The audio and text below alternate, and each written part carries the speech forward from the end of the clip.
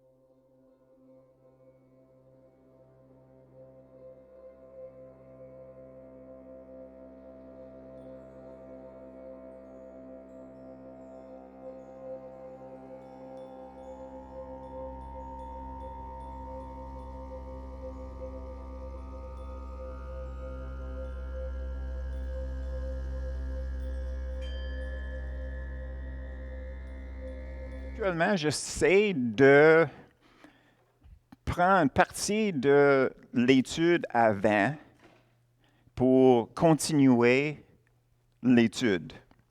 Donc, on va faire la même chose aujourd'hui. La semaine passée, on a parlé du mot parfait. Et puis, comment le mot parfait veut dire mature quand on parle d'un être humain. Quand on parle de toute autre chose, ça veut dire complet. Ne manque rien. C'est comme notre salut. Tu ne peux pas rajouter à rien sur notre salut. C'est complet. Donc, selon le grec, c'est parfait. Un être humain peut être parfait s'il est mature. N'est-ce pas? Un homme, selon le grec, selon les Écritures, un homme ou une femme est parfaite si ils sont matures. Le contraire de parfait, ce n'est pas imparfait, c'est immature, charnel. Donc, qu'est-ce que nous avons? Il y a 2 semaines, on a parlé d'une relation parfaite avec Dieu. Puis quand j'ai posé la question à quelqu'un, avez-vous une relation parfaite avec le Seigneur? La personne m'a répondu, non, parce que je suis imparfait. Donc, c'était la raison pourquoi on a embarqué dans une étude sur parfait, parce que parfait dans les Écritures, rien à faire avec le péché. Donc, dans notre relation parfaite avec le Seigneur, on peut avoir les péchés inconnus, comme qu'on a étudié. Donc, ça, c'est couvert par le sang de Jésus jusqu'au temps que le Saint-Esprit nous amène les changements que Dieu veut faire, veut accomplir dans nos vies. N'est-ce pas? De l'autre côté, si on dit que nous n'avons pas une relation parfaite avec le Seigneur, qu'est-ce qu'on est en train de dire? C'est que j'ai du péché connu dans ma vie que je ne veux pas m'en débarrasser. Donc, dans ce cas-là, on s'accuse. Donc, en réalité, la question, est-ce que ta relation avec le Seigneur est parfaite? C'est un vrai piège. C'est un vrai piège. Donc, ce matin, qu'est-ce qu'on va faire? C'est qu'on va continuer sur l'idée d'être parfait dans notre relation avec le Seigneur et aussi dans notre vie chrétienne. J'avais déjà dit à quelques reprises que le ministère du Saint-Esprit, c'est de nous faire changer nos idées. Ça, c'est le fin fond de tout. En autant aussi longtemps qu'on ne veut pas changer d'idée, le Saint-Esprit ne peut rien faire. Donc, question piège, est-ce que vous êtes prêts à changer ce matin? Si tu dis non, ben va-t'en chez vous parce que t'es aussi bien aller prendre un café ailleurs que de rester ici, respirer, prendre notre air, OK?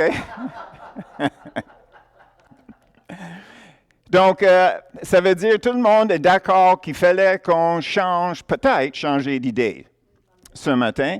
Dans notre cœur, on est prêt.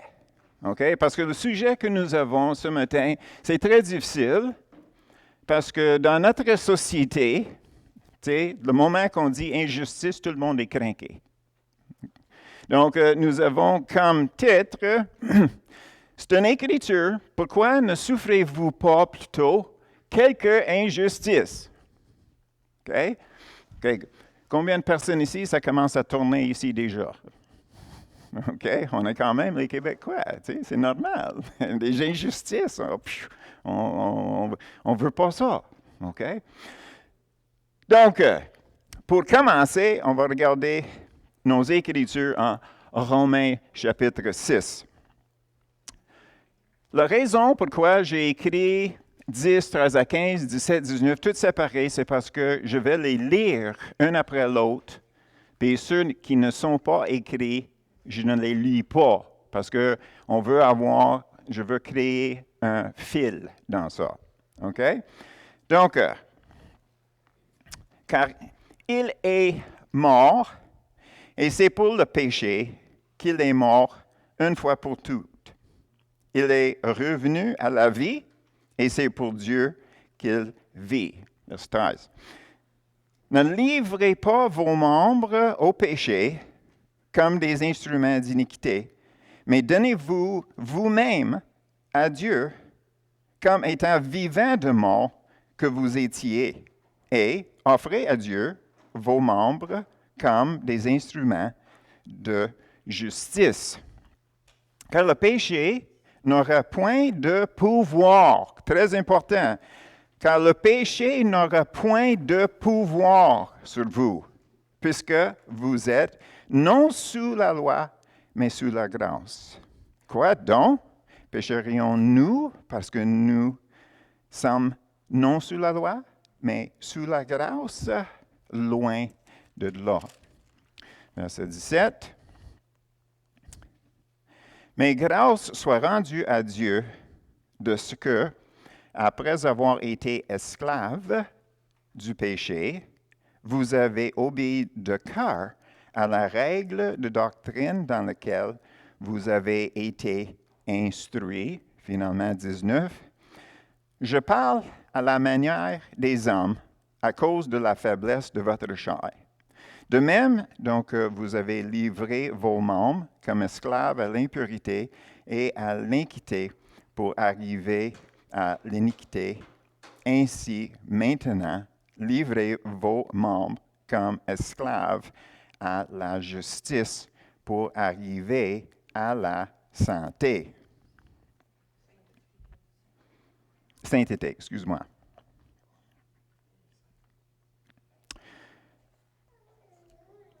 On voit ici, c'est clair, que nous sommes livrés de la puissance du péché, n'est-ce pas? Pourquoi est-ce que, et j'ai oublié d'écrire ça, Sylvie va me tuer. OK. Romains chapitre 7, 19. Car je ne fais pas le bien que je veux, et je fais le mal que je ne veux pas. Paul ici est en train de dire qu'il ne peut pas se contrôler.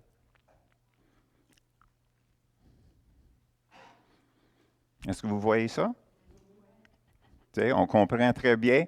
Les autres versets, on le sait par cœur. Les choses que je veux faire, je ne le fais pas. Les choses que je ne veux pas faire, ces choses-là, je fais. Donc, si c'est les choses que je ne veux pas faire, ce n'est pas moi qui le fais, mais le péché en moi. N'est-ce pas? Donc, Paul est en train de dire, je ne peux pas me contrôler. Est-ce que vous êtes d'accord? Tout le monde a peur de répondre. OK? C'est bien ça. Parce qu'on réalise ici que Paul est en train de parler quand il était dans la chair, avant qu'il était sauvé. Qu'il n'avait pas le pouvoir en lui, dans sa chair, pour se contrôler. Donc, on voit ici que le moment qu'une personne embarque dans la chair, il n'est pas capable de se contrôler. Est-ce que ça fait du bon sens? Est-ce que ça, c'est du logique? OK. Donc, ça, c'est très important pour deux raisons. Premièrement, notre contact avec les non-sauvés. Il agit comme il agit parce qu'il n'est pas capable de se contrôler. OK? La deuxième chose, c'est que pour les chrétiens qui ont le Saint-Esprit qui demeure en eux, en nous, OK? C'est la réponse de Dieu pour la situation de la chair contre l'esprit en nous, n'est-ce pas? Donc, nous avons le Saint-Esprit en nous. Son ministère, c'est de changer nos idées. On a déjà établi ça. Donc, qu'est-ce qui arrive, c'est que quand que la chair veut ou veut pas faire quelque chose, puis l'esprit dit le contraire, si on ne se contrôle pas, c'est le chair qui a pris le devant. Donc, il fallait qu'on retourne dans l'esprit, n'est-ce pas? Donc, c'est très important de connaître nos Écritures, parce que les Écritures, c'est comme un guide de fou. C'est pour nous empêcher de rentrer dans le fossé. Mais c'est quand même assez large, on peut promener un peu, mais c'est le Saint-Esprit qui nous amène en plein milieu de notre voie, n'est-ce pas? Donc, qu'est-ce que nous avons maintenant? C'est de commencer à regarder les points difficiles pour les chrétiens. Donc, on va commencer avec 1 Corinthiens 6, 7. 1 Corinthiens 6, 7.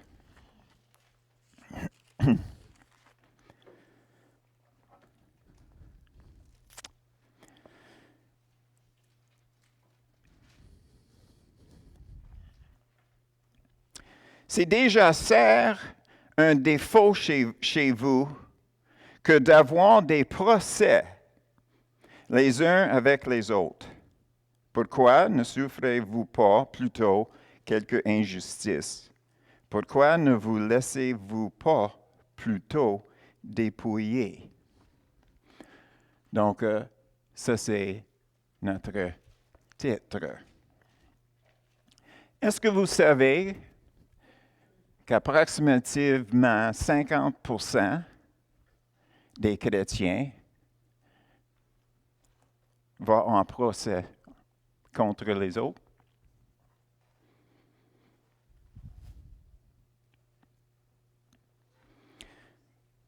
« 50%. Sais-tu pourquoi je dis 50%? Parce que dans l'Église, à peu près 50% des mariages terminent en divorce, donc ils vont en cours pour le régler.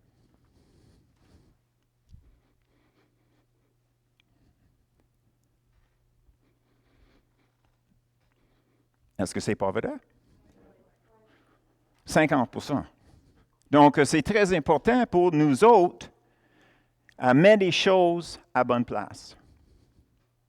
Parce que Paul, il dit, pourquoi ne souffrez-vous pas quelque injustice? Ça donne l'impression que dans un mariage, quelqu'un doit souffrir l'injustice. Et ils doivent continuer à souffrir. Êtes-vous d'accord? Moi, je ne suis pas d'accord. Parce que pour moi, c'est impossible pour moi que Dieu va nous obliger d'être abusés par la chair. Parce que la personne qui est victime de l'injustice a deux choix. Soit cette personne-là est charnelle aussi, ou cette personne-là est spirituelle. Si la personne est spirituelle, bien, ce verset-là s'applique. Pourquoi pas accepter l'injustice? N'est-ce pas? Est-ce qu'on voit le dilemme? Est-ce qu'on voit la difficulté ici? Parce que c'est comme dire qu'une fois que vous êtes abusé mentalement, physiquement, quoi que ce soit, dans un mariage, restez dans le mariage, subis-toi à ces abus-là, dans le nom de Jésus, puis acceptez toutes ces injustices sur tes épaules. Ça va? Pas pour moi. Tu sais, à un moment donné, une personne qui s'appelle chrétien est obligée de maturer un peu. N'est-ce pas? Donc, j'aime les expressions que nous avons en anglais. Quand que tu peux regarder la personne qui est charnelle, puis tu peux lui dire, bien, prends un peu de contrôle. On dit « get a grip ». Tu sais, ça veut dire trouver un poigne. Get a life. Trouver une vie. Tu sais, est-ce que ça c'est méchant? Tu sais, quelqu'un est en train de des accusations sans fond. Est-ce que c'est méchant de dire contrôlez-vous? Allez chercher une vie. OK? Retrouve un poigne sur ta vie. Ils ne sont pas capables. Ils sont charnels. Jusqu'au temps qu'ils retournent dans l'esprit. Et on réalise en même temps que la maturité spirituelle, ce n'est pas du tout relié avec le temps que nous sommes des chrétiens. On peut être sauvé 30 ans puis 2 ans d'expérience dans le Seigneur. Charnel comme si on a rentré la première journée. 30 ans plus tard. Pourquoi? T'es dur. Hein, Ézéchiel? Hein? T'es dur, c'est simple que ça. C'est une personne qui est charnelle, ne veut pas changer, n'écoute pas le Saint-Esprit, donc il reste toujours en place à chicaner avec le monde. Puis c'est horrible quand que ça nous arrive dans un mariage. C'est triste. Mais à un moment donné, il fallait qu'un des deux prenne le terrain spirituel et de dire à l'autre de faire la même chose. Donc, on va regarder quelques autres écritures. On va regarder, on est rendu à Colossiens 13, 18 et 19. Oups! Oh! Quelle horreur! 18 et 19. OK. Colossiens 3. Un peu après Éphésiens, Philippiens, Colossiens 3.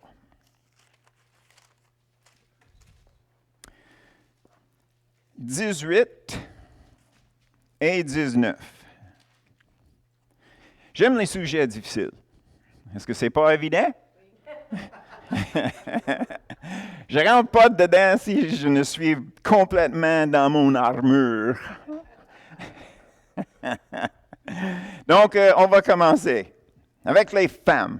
Écoute, les femmes. Écoutez-vous, les femmes? Est-ce que le Saint-Esprit est ici? OK, good. Femmes, que chacun soit soumis à son mari comme il convient dans le Seigneur. OK? C'est quoi le message pour les hommes là-dedans? Louise a raison. Il n'y a aucun homme qui est supposé d'avoir ce verset-là dans sa Bible. Parce que le courrier qui est là, c'est pour les femmes. Si c'était aux hommes à dominer leurs femmes, ça serait écrit aux hommes. Est-ce que c'est pas clair? C'est un message aux femmes. C'est fini là. Les hommes n'ont rien à faire embarquer dans ça. Donc, vu que je parle aux femmes, je vous donne votre armure. Est-ce que vous êtes prêts? Est-ce que vous avez un grand sac? Oui? OK. Comme il convient dans le Seigneur. Comme il convient dans le Seigneur. Pas dans la tête de ton mari. Dans le Seigneur. Toutes les femmes doivent aimer le Seigneur plus que leur mari. Toutes les femmes doivent chercher la volonté de Dieu pour leur vie. Amen? Toutes les femmes, il faut rester spirituelles. OK? Donc, accepte les injustices. Acceptez les injustices. Pense pas. Parce que, on continue. Verset 19. C'est ça que j'ai écrit? Oui, OK. Marie, que chacun aime sa femme et ne s'aigrisse pas contre elle. Aimer. Là, il fallait que je cherche une efface. Donc, on va regarder quelque chose dans 1 Corinthiens 13. Le verset 5.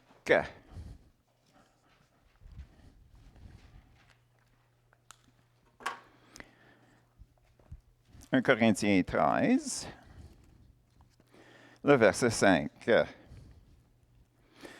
On sait que ça, c'est le chapitre sur l'amour. Donc, le verset 5. L'amour ne cherche point son intérêt.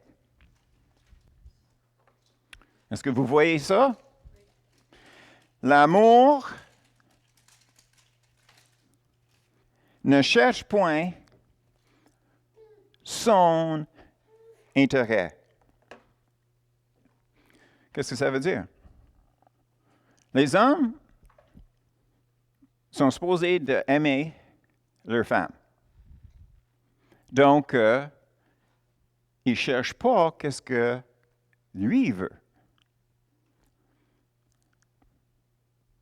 N'est-ce pas?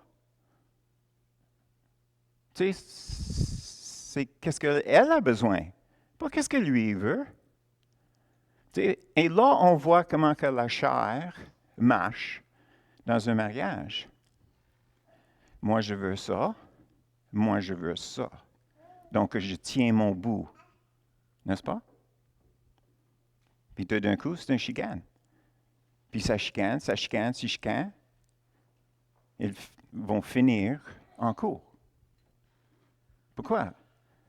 Parce que la femme n'est pas capable, puis l'homme ne fait pas sa job. C'est pas compliqué. Parce que les Écritures nous disent que l'homme, c'est la tête. N'est-ce pas? Donc, la femme, c'est le corps. Qu'est-ce qui va arriver si le corps dit aux têtes, j'ai faim? La tête dit, j'ai pas faim. Puis le corps dit, ben, j'ai froid. Puis la tête dit, j'ai ma tuque, pas froid. Le corps dit, je saigne. La tête dit, je ne ressens rien. Qu'est-ce qui va arriver? Le corps et la tête vont mourir. N'est-ce pas? Divorce. C'est une relation qui vient de mourir. Donc, on voit que quand que les Écritures nous parlent, c'est parce que Dieu veut qu'on soit heureux, content ou spirituel. Parce que quand on est spirituel, bien, c'est là où ce qu'on est heureux. C'est là où ce qu'on est content. Mais pas la chair. Pas la chair. La chair n'est jamais content quand que l'esprit prend le devant. Parce que le chair, c'est toujours moi, qu'est-ce que moi je veux, moi je veux, moi je veux, moi je veux. Puis juste à cause qu'on va à l'église, puis on a sauvé 30 ans, ne change nécessairement pas ça. Donc, on va regarder Éphésiens 5, 29. Éphésiens 5, 29.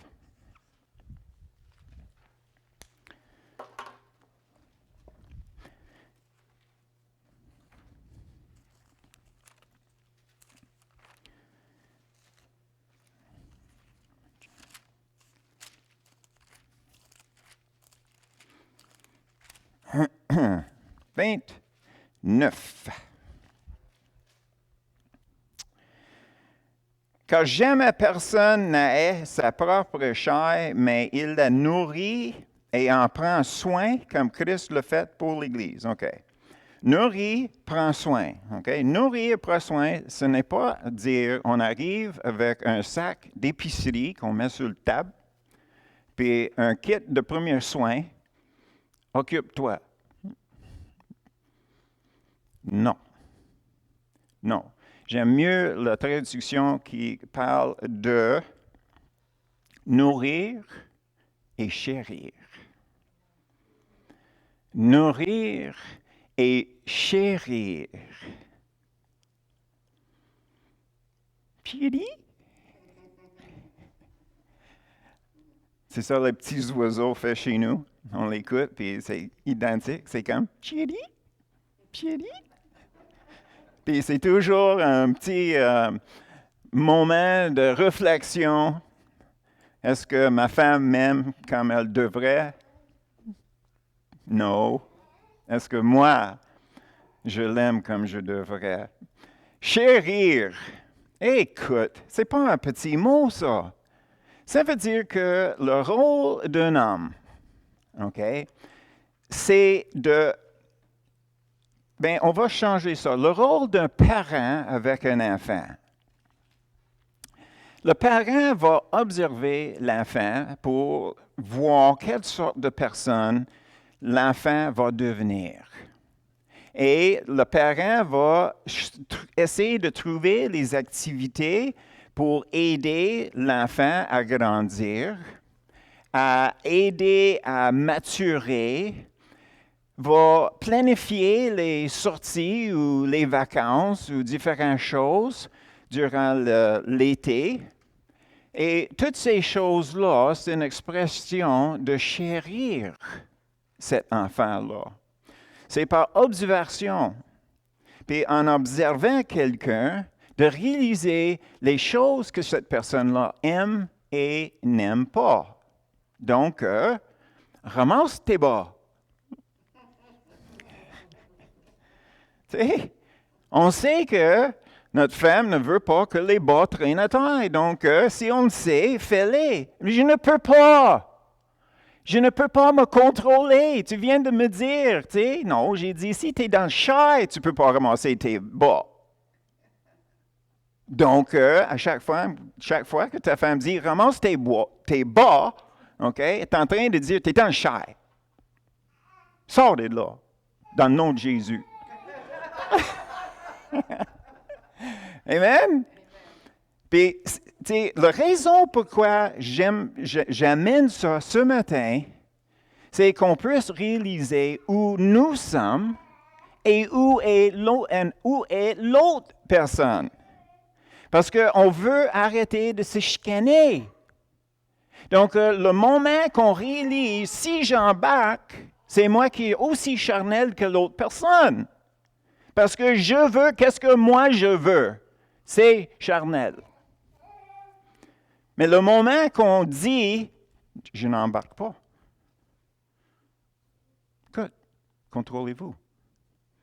On va prendre un petit pause ici, là, que tu peux changer de place. Changer de la chair pour rentrer dans l'esprit. On va prier, là. Oh boy! En plein milieu d'un chicane, quand le chair est dans tous ses états, puis la bonne femme te dit, on va prier là-dessus.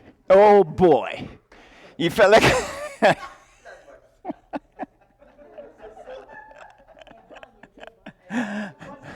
Une bonne femme, oui, c'est ça.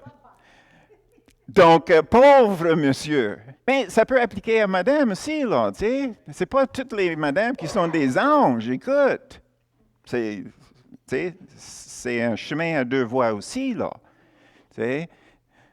Donc, c'est juste, comme je dis, la raison pour regarder ça, c'est de réaliser où ce que nous sommes et où est l'autre personne et comment agir dans chaque situation. Parce que dans le monde, ils sont charnels. Ils ne peuvent pas se contrôler. N'est-ce pas? Ils ne peuvent pas. Mais dans l'Église, le pouvoir du péché est brisé. Est-ce qu'on n'a pas lu ça ce matin? Le pouvoir, Jésus a brisé le pouvoir du péché. Donc, en ce moment-là, on n'a aucune raison pour rester dans la chair. N'est-ce pas? Good. Alors, qu'est-ce qu'on va faire? C'est qu'on va regarder un peu la vie de Paul. Parce que si jamais il avait une personne qui avait raison quand il parlait, c'est Paul. Et la raison pourquoi on regarde ça, c'est parce qu'il faut réaliser que dans un mariage ou dans une relation, en nous-mêmes, qu'est-ce qu'on cherche d'établir? C'est une image. On cherche à établir une image.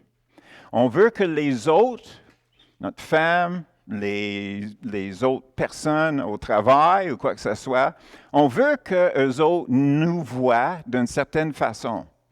Donc, ça, c'est l'image qu'on veut que les autres aperçoivent en nous, n'est-ce pas? Donc, peut-être un va arriver en disant dans ses actions et ses mots, écoute, là, moi, je suis quelque chose, tu devrais m'écouter. Tu sais, moi, j'ai fait ça, puis j'ai ça, puis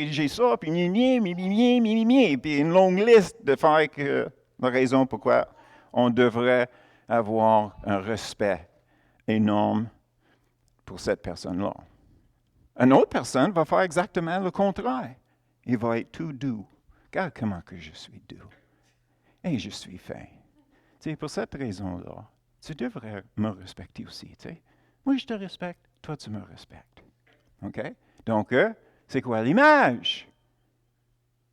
Moi, je suis fin. Moi, je suis doux. Je veux être vu comme ça. Donc, si tu me vois comme ça, tu vas agir envers moi d'une telle façon. Charnel.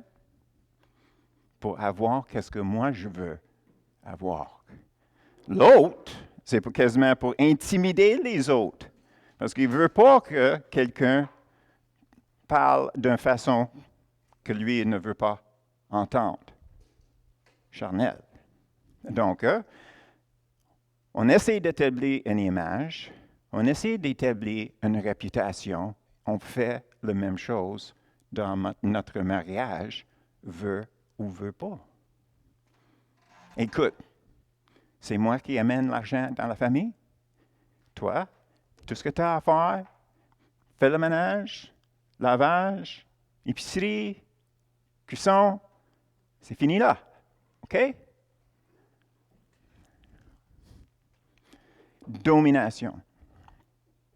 Puis la femme dit, ouais, mais ce soir, manipulation. OK, on a compris. OK? La chair. La chair, domination, manipulation, toutes ces choses-là, ce n'est pas spirituel.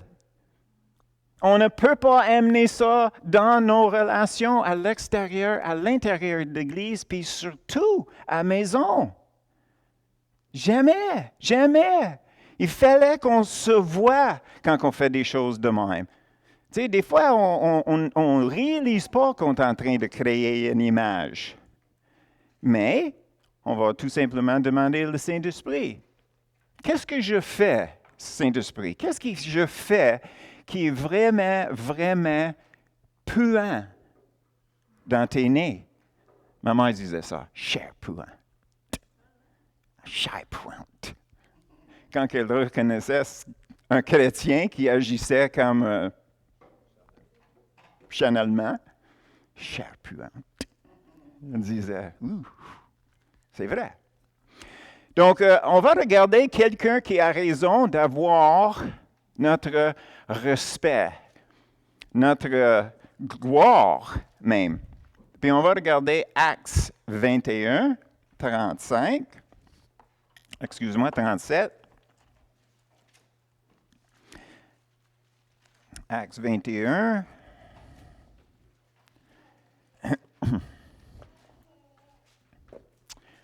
« 37.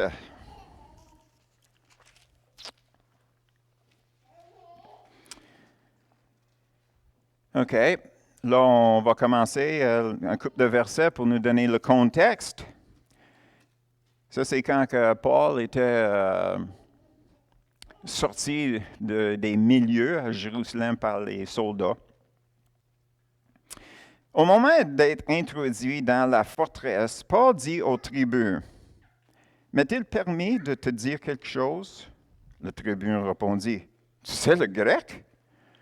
Tu n'es donc pas cet Égyptien qui s'est révolté dernièrement et qui a amené dans le désert 4000 brigands? » Paul a répondu, « Je suis juif de Tarse, en Cilicie, citoyen d'un village qui n'est pas sans importance. Permets-moi, je te prie, de parler au peuple. » Le tribun le lui ayant permis, Paul, debout sur les degrés, fait signe de la main au peuple.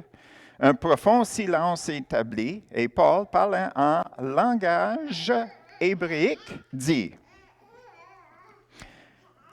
Hommes, frères et pères, écoutez ce que j'ai maintenant à vous dire pour ma défense. » Lorsqu'ils entendirent qu'il leur parlait en langue hébraïque, ils redoublèrent de silence et Paul dit, « Je suis juif, né à Tarse, en Cilicie, mais j'ai été élevé dans cette ville-ci et instruit au pied de Gamaliel, dans la connaissance exacte de la loi de nos pères, étant plein de zèle pour Dieu, comme vous l'êtes tous aujourd'hui. J'ai persécuté à mort cette doctrine, liant et mettant en prison hommes et femmes. »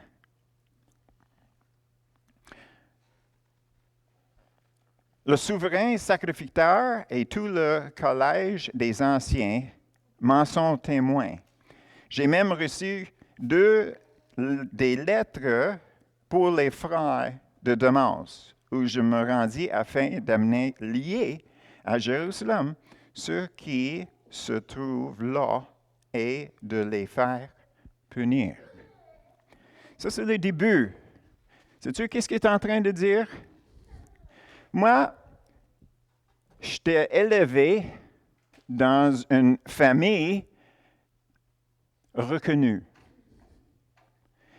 J'ai un DEC, j'ai un doctorat dans philosophie et dans la théologie. Nous autres, on ne le voit pas ici.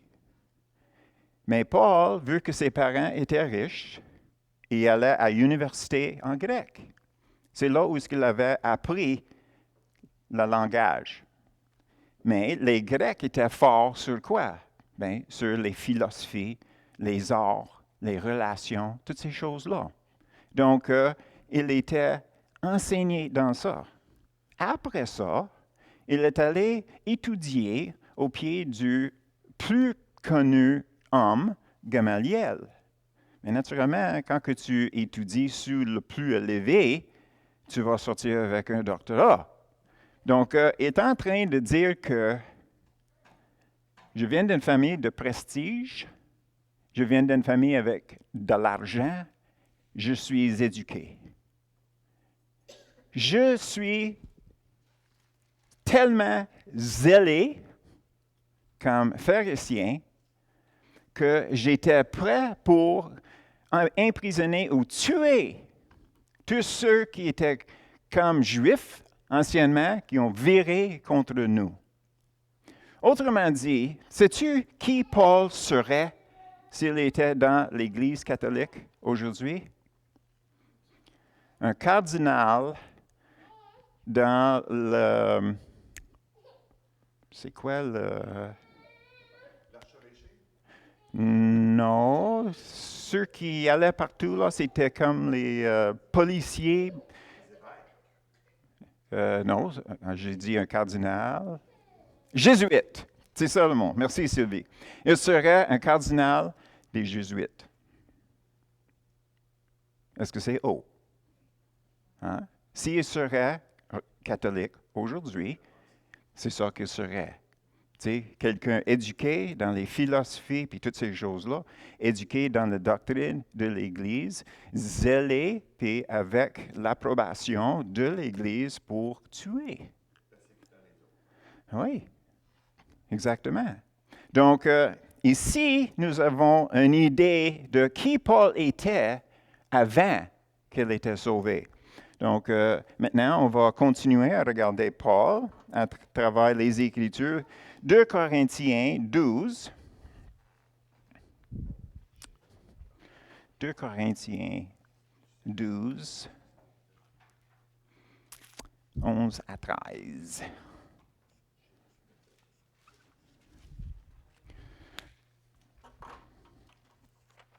Un Corinthiens 12. 2 Corinthiens, merci beaucoup.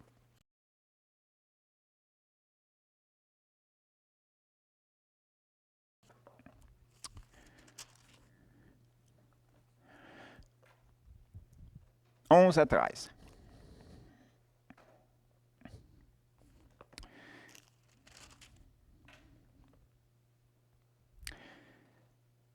J'ai été un insensé.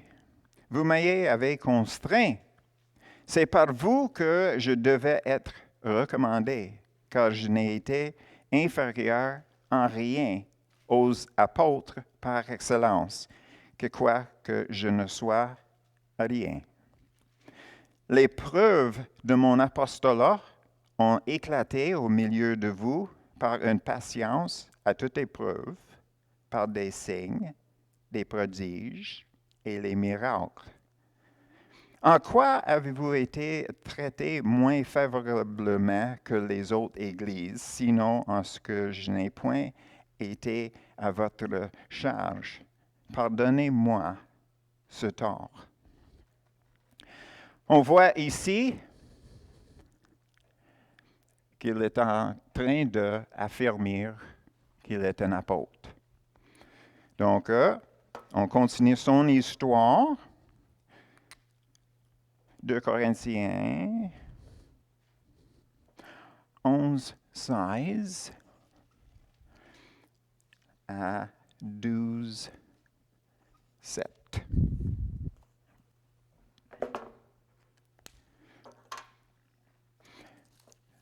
OK. 2 Corinthiens 11, on recule, un chapitre 16. Je le répète, que personne ne me regarde comme un insensé, sinon recevez-moi comme un insensé, afin que moi aussi je me glorifie un peu. Ce que je dis avec l'assurance d'avoir sujet de me glorifier, je ne le dis pas selon le Seigneur, mais comme par folie. Qu'est-ce que tu es en train de dire? C'est folie. Puisqu'il puisqu'il en est plusieurs qui se glorifient selon la chair, je me glorifie aussi. Car vous supportez volontiers les insensés, vous qui êtes sages. Si quelqu'un vous asservit, si quelqu'un vous dévore, si quelqu'un s'empare de vous, si quelqu'un est arrogant, si quelqu'un vous frappe au visage, vous le supportez. J'ai honte de le dire, nous avons montré de la faiblesse. Cependant, tout ce que peut oser quelqu'un, je parle en insensé, moi aussi, je l'ose. Sont-ils hébreux? Moi aussi. Sont-ils israélites? Moi aussi. Sont-ils de la postérité d'Abraham? Moi aussi. Sont-ils ministres de Christ? Je parle en termes extravagants. Je ne le suis plus encore. Par les travaux, bien plus. Par les coups, bien plus. Par les emprisonnements, bien plus. Souvent en danger de mort. 5 fois, j'ai reçu des Juifs 40 coups, moins 1. 3 fois, j'ai été battu de verge. 1 fois, j'ai été lapidé. 3 fois, j'ai fait naufrage. J'ai passé un jour et une nuit dans l'abîmé. Fréquemment, en voyage, j'ai été en péril sur les fleuves, en péril de la part des brigands, en péril de la part de ceux de ma nation, en péril de la part des païens, en péril dans les villes, en péril dans les déserts, en péril sur la mer, en péril parmi les faux frères. J'ai été dans le travail et dans la peine, exposé à de nombreuses veilles, à la faim et à la soif, à des jeûnes multipliés, au froid et à la nudité. Et sans parler d'autres choses, je suis assiégé chaque jour par les soucis que me donnent toutes les églises. Qui est faible? Que je ne sois faible. Qui vient à tomber? Que je ne brûle. S'il faut se glorifier, c'est de ma faiblesse que je me glorifierai. Et Dieu, qui est le Père du Seigneur Jésus et qui est béni éternellement, sait que je ne mens point. À Damas, le gouverneur du roi Arétas faisait garder la ville damasienne pour se saisir de moi. Mais on me descendit par une fenêtre dans une corbeille le long de la muraille et j'échappais de leurs mains. Il faut se glorifier. Cela n'est pas bon. J'en viendrai néanmoins à des visions et à des révélations du Seigneur. Je connais un homme en Christ qui fut, il y a 14 ans, ravi jusqu'au 3e ciel. Si ce fut dans son corps, je ne sais pas. Si ce fut hors de son corps, je ne sais, Dieu le sait.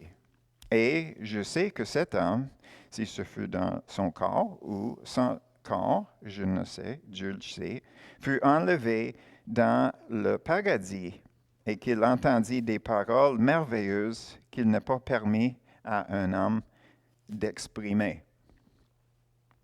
Je me glorifierai d'un tel homme, mais de moi-même, je ne me glorifierai pas, sinon de mes infirmités. Ça, c'est Paul. Est-ce qu'on est fini? Non, pas encore. On va regarder chapitre 12, 8 à 10.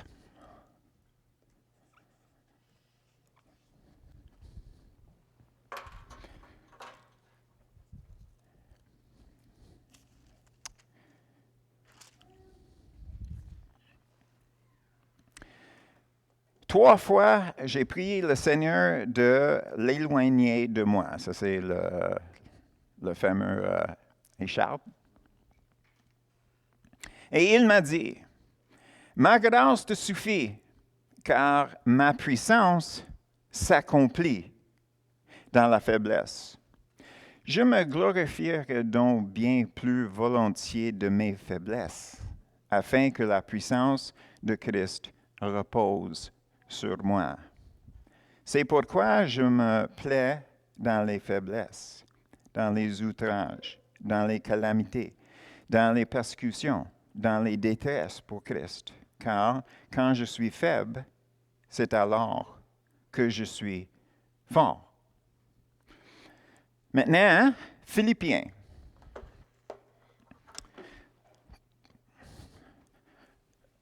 Trois à 8.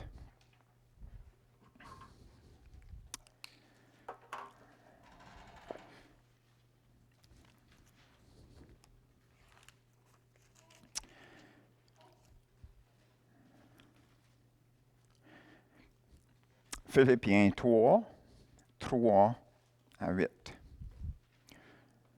Car les circoncis, c'est nous qui rendons à Dieu notre culte par l'Esprit de Dieu, qui nous glorifions en Jésus-Christ et qui ne mettons point notre confiance en la chair. Moi aussi, cependant, j'aurais sujet de mettre ma confiance en la chair. Si quelqu'un croit pouvoir se confier en la chair, je le puis bien davantage. Moi, circoncis le 8e jour, de la race d'Israël, de la tribu de Benjamin, hébreu né d'Hébreux, quant à la loi, pharisien, quant au zèle, persécuteur de l'Église, irréprochable à l'égard de la justice de la loi. Mais ces choses qui étaient pour moi des gains, je les ai regardées comme une perte à cause de Christ. Et même, je regarde toutes choses comme une perte, à cause de l'excellence de la connaissance de Jésus-Christ, mon Seigneur, pour lequel j'ai renoncé à tout. Je les regarde comme de la boue, afin de gagner Christ.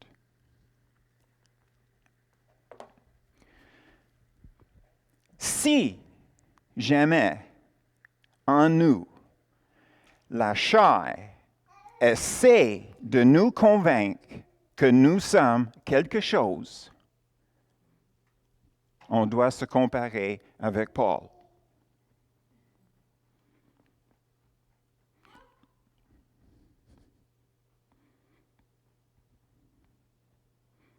Est-ce que nous sommes quelque chose? Charnellement, oui.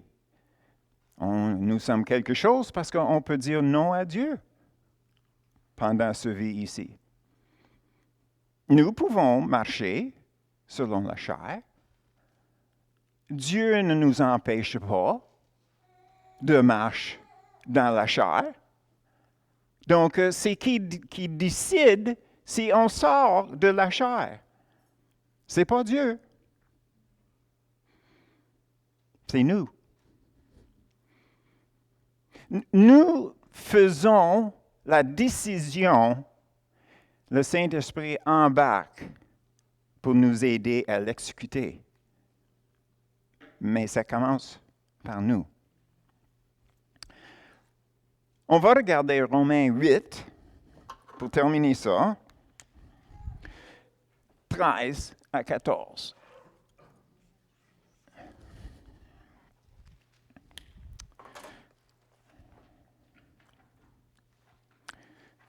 Romains 8,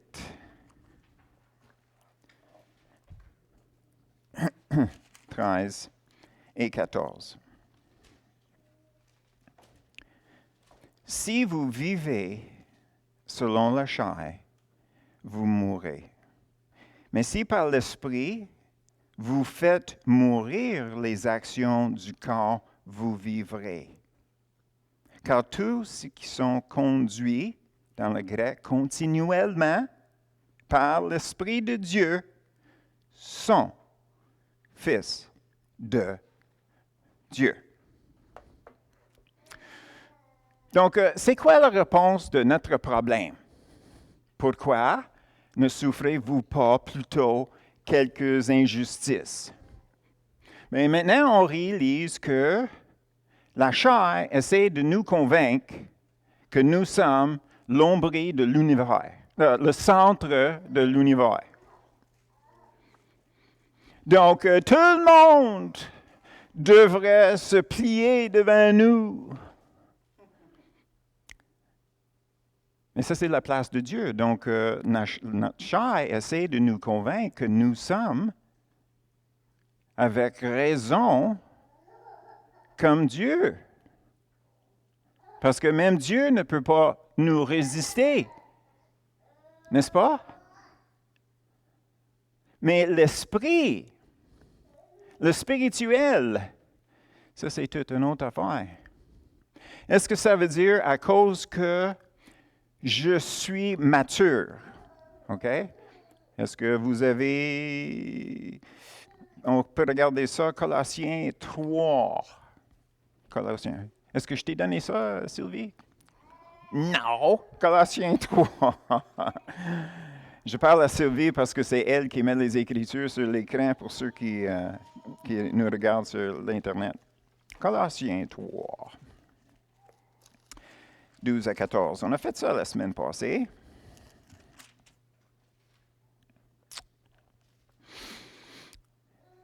Ainsi donc, comme des élus de Dieu, saints et bien-aimés, revêtez-vous de sentiments de compassion, de bonté, d'humilité, de douceur, de patience, supportez-vous les uns les autres. Oh, c'est plate. Oh, excuse-moi. Et si l'un a sujet de se plaindre de l'autre, pardonnez-vous réciproquement. Ah, ça c'est plate. Tout. De même que Christ vous a pardonné, pardonnez-vous aussi. Ah, OK, ça je l'accepte. Ça, c'est mes petites interventions qui sont là. Ça, c'est la chair qui nous parle ce matin. Ça, c'est une personne qui est mature dans le Seigneur. Donc, dernière question. Est-ce qu'on doit accepter l'abus dans un mariage? Verbal, physique, émotionnel, quoi que ce soit. Non. Et vous pouvez divorcer. Vous pouvez divorcer à cause de l'infidélité ou parce que tu veux tout simplement vous séparer de l'autre personne. Condition, rester célibataire le restant de tes jours. Donc, si le sexe est important, il faut toffer beaucoup. Si le sexe n'est pas si important que ça, puis on sait qu'on n'a pas besoin du sexe pour vivre. Paul a dit, même tu serais mieux comme moi, célibataire. Donc oui, vous pouvez vous divorcer, il n'y a pas de problème. Mais c'est qui va dire que tu vas faire un meilleur choix la prochaine fois? C'est toi qui as fait la décision la première fois, puis regarde où ce que vous êtes. Est-ce que vous allez faire un meilleur choix la prochaine fois? Non. Non, pas nécessairement. Donc, l'abus, ce n'est pas acceptable. Plus aujourd'hui que jamais. Parce que les femmes travaillent. Les femmes ne sont pas dépendantes sur un homme. Donc, elle n'est pas obligée de se soumettre à ces abus-là. C'est pas compliqué. À l'époque, je dirais que les femmes dépendaient beaucoup plus sur Dieu que les femmes d'aujourd'hui. Tout simplement parce que si Dieu n'intervenait pas, c'est qui va le faire? À part de mon frère ou mes frères. On va régler l'affaire avec ton mari. J'ai déjà entendu ça. Mais, comme je dis, dans les Écritures, juste à cause que nous sommes matures, ça veut dire qu'on suit la direction du Saint-Esprit. Ce n'est pas une garantie que l'autre personne va changer. Donc, le meilleur, c'est toujours, au début des chicanes, on prie. Là. Moi, je chicane pas. On prie. Là. Non, on prie. Là. Écoute, contrôlez-vous. OK? Get a grip. Get a life. Respirez par le nez. On prie là. Si tu veux prier là, on va prendre une pause. Tu reviens, là, on va prier. Donc, là, tout le monde est d'accord en se soumettre au Saint-Esprit, à Dieu. Parce que la personne, non, je ne prie pas. Oui, OK, bien, tu es dans la chair. Tout simplement. Enfantin, si tu veux l'insulter. Mais nous savons ce matin d'où viennent les chicanes. Ça vient de la chair. La chair veut s'asseoir dans la chaise du roi. Et on ne peut pas permettre la chair à nous dominer. C'est inacceptable. Mais ça ne nous donne pas la permission à réagir dans la chair non plus. Donc, la chose qui est le plus important de tout, c'est rester calme. Rester calme parce que là, on peut entendre qu'est-ce que le Saint-Esprit dit. Amen? Donc, je suis sûr qu'on aurait beaucoup moins de problèmes dans les églises si on était capable d'identifier ceux qui s'appellent chrétiens, qui sont charnels. Autour de eux, il fallait qu'on agisse d'une telle façon que la chair ne sort pas. Mais dans un mariage, ce n'est pas toujours évident. Ça, ce n'est pas mon cas à moi, parce que ma femme était des décennies devant moi dans certaines choses. Elle n'obstinait pas. De temps à autre, elle me disait, « Je sais quand que j'ai raison. »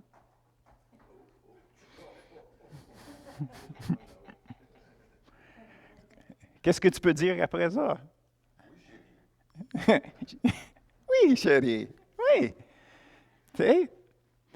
Mais c'est sûr que, tu sais, au tout début, dans notre mariage, à chaque fois qu'elle me déplaisait, je l'amenais au Seigneur. Puis je disais, Seigneur, est-ce que c'est elle ou moi? Puis devenez-vous, la plupart des fois, c'était moi. Mais, tu sais, j'étais complètement tombé en amour que je l'acceptais. J'ai dit, OK, je dois changer. Je dois changer. Saint-Esprit, aide-moi à changer. Et si le chair commence à monter vers la bouche, là, tu as juste à la fermer. C'est juste à la fermer. OK? Parce que, tu sais, de vivre avec quelqu'un qui est dans tous ses états, tu sais, les émotions qui bouillent, puis blablabla, puis toutes ces choses, c'est pas plaisant.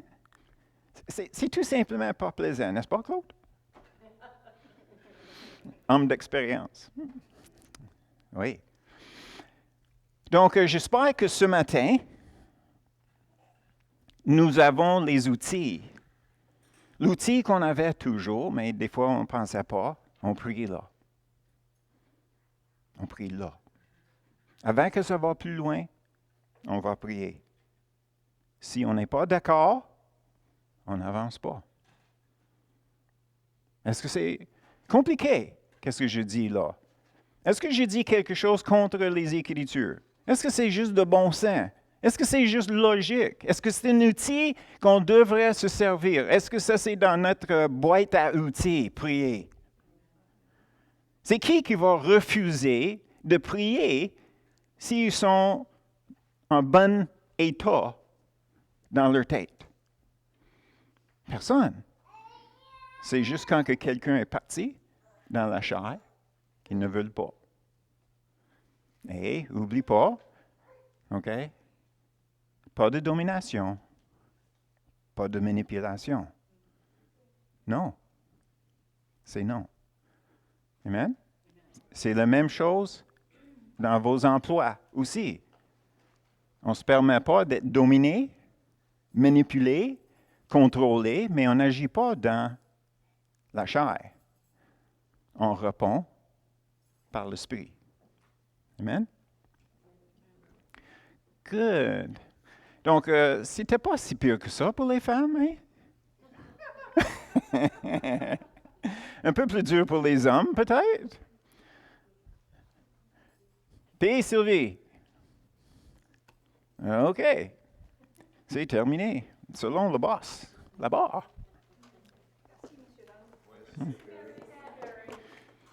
Est-ce qu'on connaît Paul? On connaît Paul.